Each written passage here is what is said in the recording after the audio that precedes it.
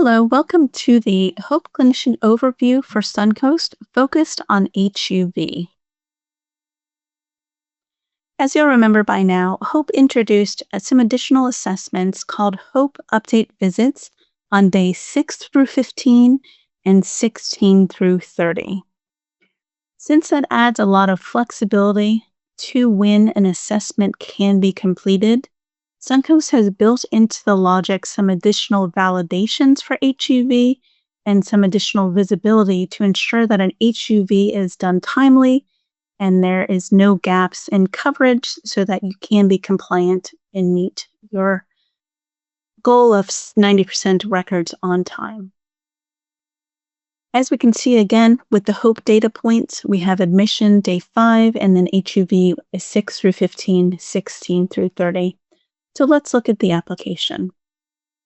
Within Suncoast, we have an ability to automatically create HUV appointments. So if you'll notice here on my calendar for Riley, they have an HUV that is due from 7:20 through the end of that day range is going to be 7:29. My scheduler has assigned to me to complete that appointment for Riley today at 11 o'clock. So if I go to Riley's chart, I will notice that there is now going to be a workflow for me that's going to be for HUV. So here's my Hope HUV workflow. Since I have that red bell, it's showing me that the time frame for HUV is currently open, and I can go ahead and complete that assessment. So here, if I look through my client Hope browser, I see the admission was completed, and now I'm in the window for my HUV. So with Camera Magic, we have already started our assessment. I can see from my assessment that is my Hope HUV Comprehensive. If I click on it, I can go ahead and go directly into that visit in that form. So what's most important on this form is this new element at this top. So this element says, will this visit be used for your Hope HUV record?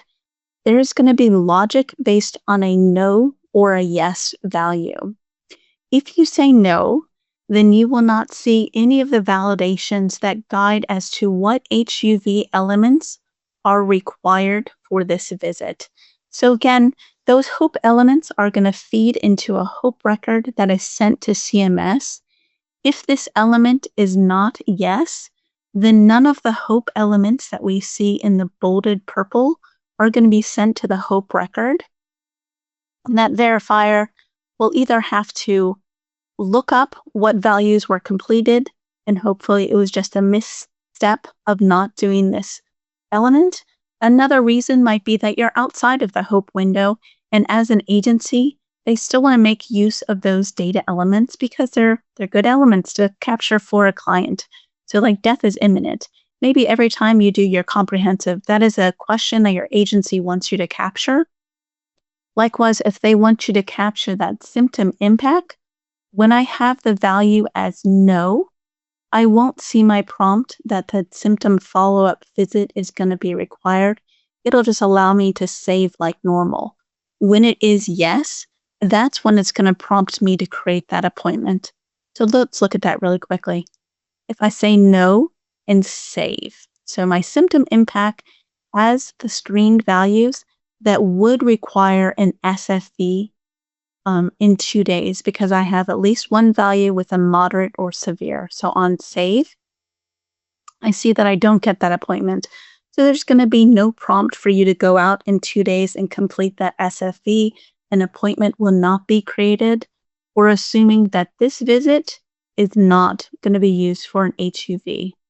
However, if I do an update with a yes, and based on those exact same values, since I do have one that is either moderate or severe, on save, now I am prompted. Now I know based on these values of my symptom assessment, a symptom follow-up visit is going to be required. So I can go ahead and assign it to myself, or if as an agency policy, you're using what we're calling a pending staff person, a generic ID that can be used for scheduling, I can go ahead and save it and I'll have that. Behind the scenes also, On save, I can see that there are new guidances. So based on my available answers, it's telling me the gaps where I did not fill out those items that are required for a HOPE HUV. The functionality is similar to our logic when we go to sign a record if there was anything required and incomplete. So I can click on it and jump to that question. So we can see up above, the question for skin conditions was not answered. So if I update it and say yes, it's going to ask me to also complete the type of skin conditions and the skin and ulcer injury based on my conditional logic. I would be asked to answer those. So I'll go ahead and do those. If we do sign, I would expect my skin condition questions to drop off because I've completed them. With sign, it's going to look very similar to what you're used to. So now we do have those required fields. And in addition, it's going to have a little indicator at the end that says HUV required. So in this case, it might not be that this is a required for signature data element, but as part of the best practice built into Suncoast, we are saying to complete an HUV form, we want these data elements complete.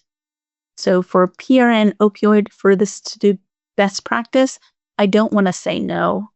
I do want to say, I'm sorry, you can't say no in this case. I was thinking of another element.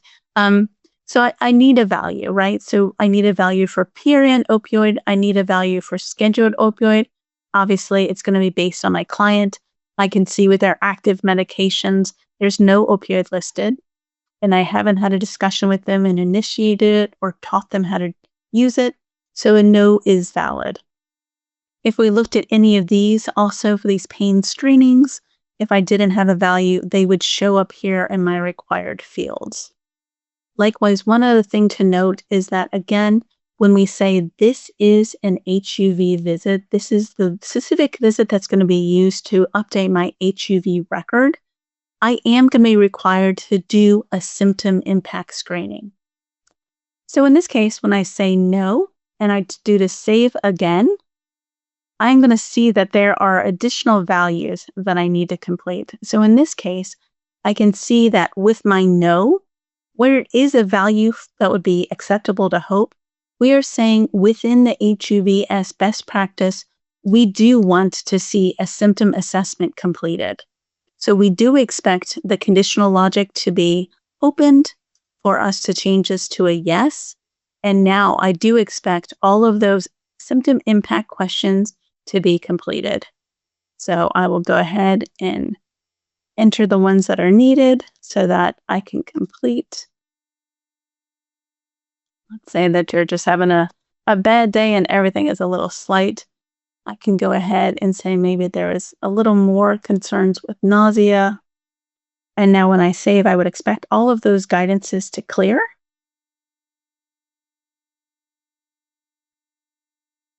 And I see just my remaining few.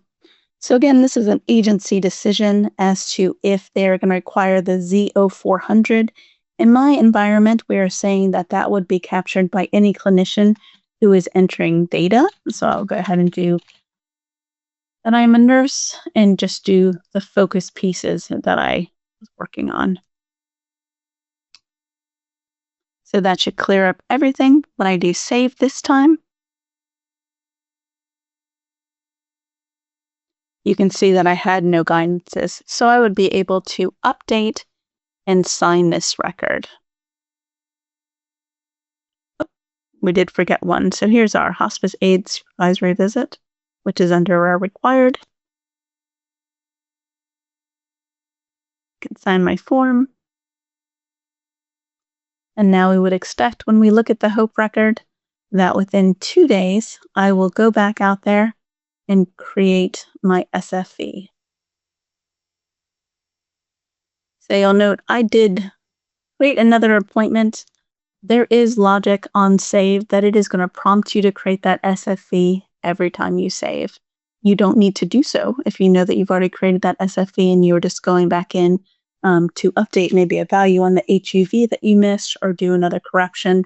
But you will see that prompt it was a priority for us to make sure that no SFV was getting missed and that you would have those breadcrumbs to know when something was complete. So that quick overview is how HUV is currently working in Suncoast. Obviously, at a more higher system level, there is some related setup that if you're customizing your forms that your system administrator would complete. But otherwise, as a user, please remember that that data element or the HUV indicator is probably the most important thing for HUV. And then you'll be guided through those guidances as to what data elements are required so that you can complete your form and it can be used for that HUV HOPE record. Thank you.